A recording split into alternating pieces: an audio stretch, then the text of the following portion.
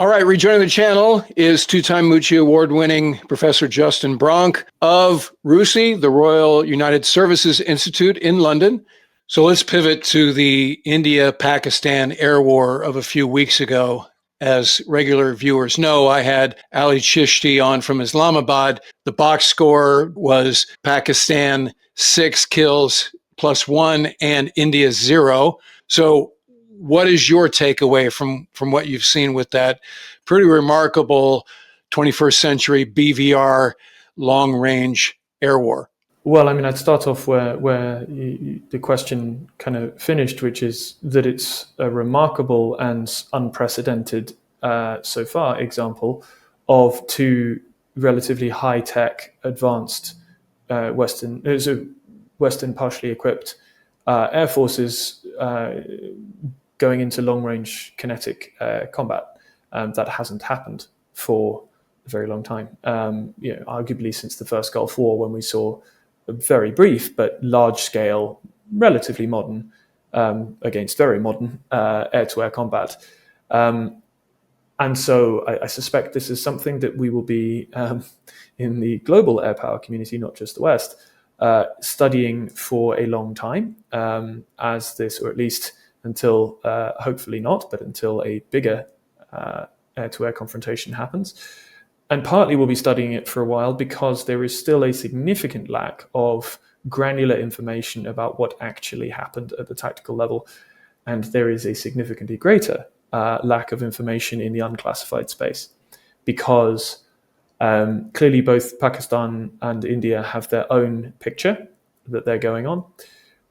Both will have significant caveats for different reasons around what they are willing to put in the public domain and what they're not. There is also a fairly extraordinarily prolific capacity to produce disinformation that looks very plausible in the information space in the Indian subcontinent. Reporting on current events like the recent tensions between Pakistan and India is challenging because the situation is very fluid and chaotic at times. So let me tell you about a resource that I depend on as I work to provide an unbiased point of view: Ground News. I start my day by going to the Ground News homepage, and in this case, I type India-Pakistan conflict into the search box. That gets me to this landing page, and as I scroll down, I see the headline, India confirms it lost fighter jets in recent Pakistan conflict. I click on that headline and get to this page that shows there are 66 stories on that topic. Over on the right, we see a bias distribution infographic with the logos of the outlets prominently displayed. First one is from Al Jazeera, owned by the government of Qatar, with high factuality and leans left. We click through and see a high-ranking Indian military official quoted, admitting that the Indian Air Force did suffer losses. And then we have this one here from India Today, owned by Living Media, with mixed factuality and leans right. Here again, another high-ranking Indian official admits their jets were shot down. Two sources with opposite bias confirming the same facts. You can't get this amount of information organized like this anywhere else. Go to ground.news/ward or scan the QR code on the screen.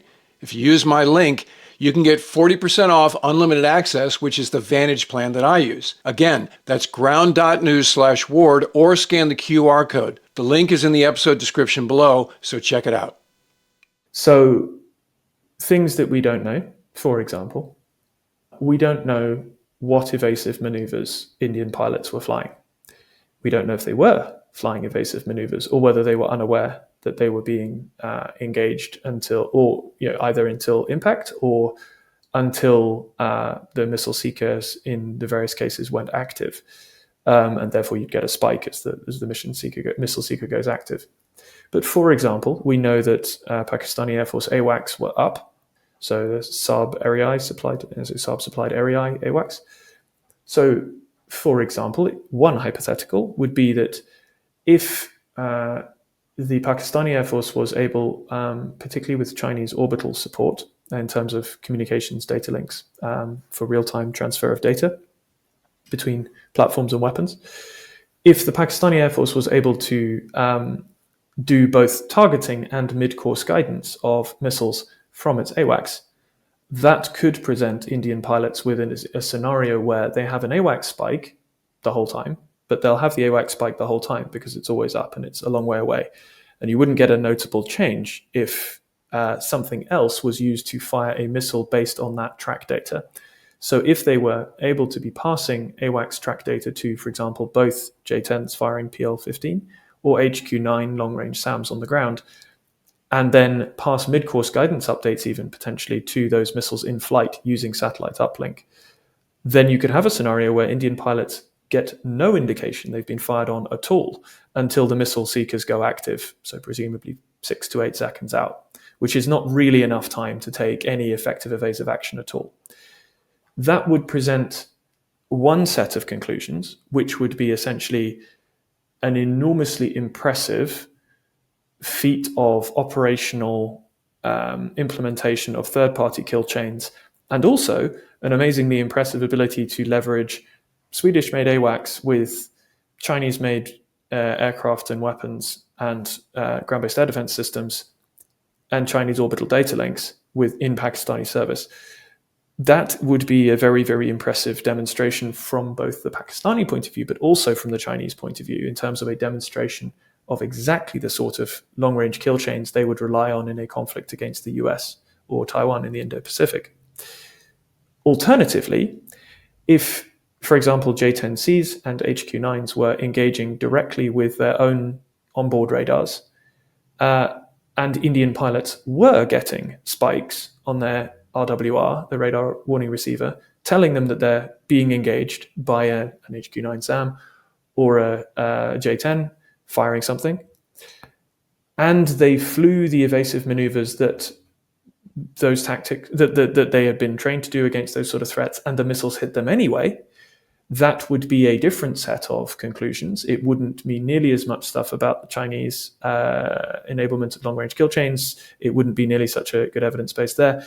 It would be a much worse result for any French aircraft lost, any Russian-made aircraft lost, in terms of the performance of their self-defense suites.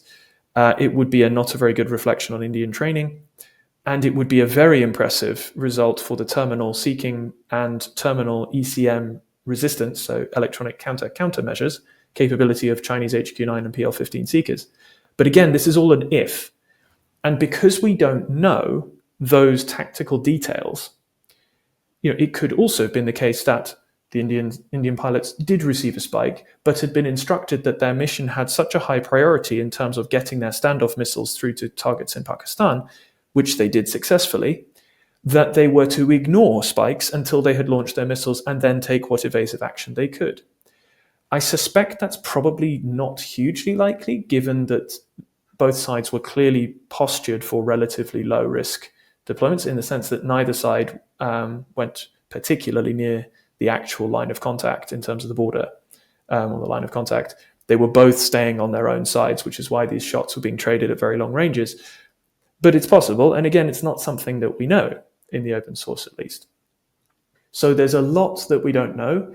And so this whole thing that, of course, the Pakistani side, but also the Chinese side have said, look, see, this proves that PL-15 and J-10 are far superior to the Rafale, and Western technology has been finally bested by Chinese-made technology. There's just nowhere near enough data to make that kind of conclusion. And more to the point, and more interestingly, there are lots of really interesting takeaways to be had on this once you get into the nuance of what actually happened. So it's not a case of saying there is nothing to be learned from this, you can't know. It's a case of we don't know yet. And there's a lot of work being done in the classified space to try and work out, fill in the gaps, if you like. What we can say for pretty sure at this stage is India lost multiple aircraft on the first night, a Rafale, a MiG-29, likely a Su-30, and potentially 2 other airplanes. I think from what I've seen, the claims of 6 plus 1 UAV is a little high, but the Indian Air Force did lose multiple aircraft of multiple types. The 3 Rafales number is wrong, but 1 Rafale was definitely lost. We have the M88 wreckage, the engine, that is very, very clear. And there's another wreck where you can very clearly see the angle of the twin vertical tails, and that angle is something that is present on a MiG-29 tail, but not on a Sukhoi 30 tail. So there are some indicators. There's also an interview with a chap who is talking, which was supposedly in connection with that same wreck, but could easily have been represented. Again, there's so much disinformation put around, and people taking real information and then repackaging it. But there was a chap talking about an Indian man talking about witnessing an aircraft come down and talking about the two pilots being okay and having been recovered. Well, two pilots would imply probably a Su-30 or a Rafale, because those are the two aircraft types that would typically fly in combat with two pilots. MiG-29 in Indian service would typically fly with one pilot for combat, because normally for the Air Force, the UB, the twin-seater, is for training and is not sort of set up for combat, unless it was an Indian Navy KUB.